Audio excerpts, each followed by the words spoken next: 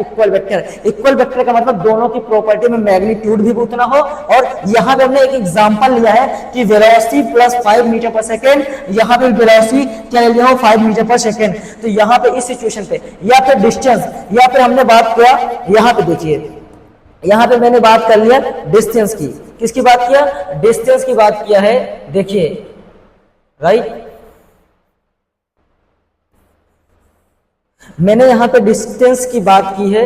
ये आप देखिए, अरे क्या हुआ, ये हमने डिस्टेंस को बना दिया। अगर डिस्टेंस या डिस्प्लेसमेंट कोई भी चीज सेम क्वांटिटी में है तो हमारा वो इक्वल वेक्टर में आएगा।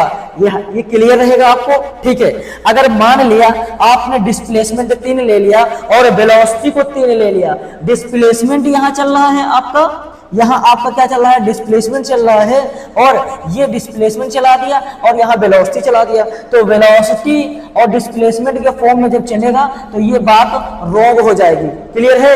यहाँ पे हमने वेक्टर का फॉर्म बना के दिखाया है बेटा, ये सारी चीजें क्लियर होगी। अच्छा, यहाँ पे एक चीज और समझिए, वेक्टर ए बराबर 3i हमने लिखा। अगर आपसे कोई पूछे कि किसी चीज की पोजीशन को डिफाइन करना है तो यहाँ पे हमने जो आई लगाया है, आई के की जो बात किया है, ये डायरेक्शन को डिपेंड करता है, रिप्रेजेंट करने लगता है। जब किसी वस्तु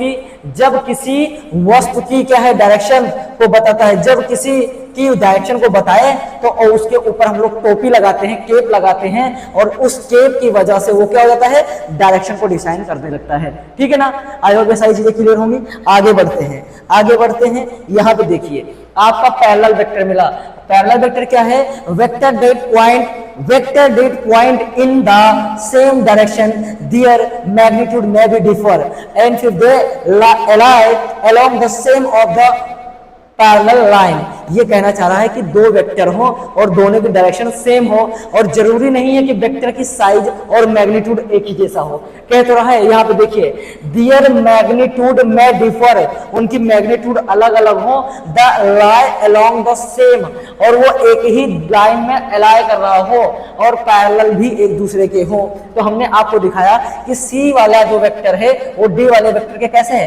पैरेलल है। Vector C is also parallel vector D, तो वेक्टर सी डी के पैरेलल है। मैंने यहाँ पे इमेज के थ्रू भी दिखा दिया है। अब बेटा हम बात करते हैं एंटी पैरेलल वेक्टर।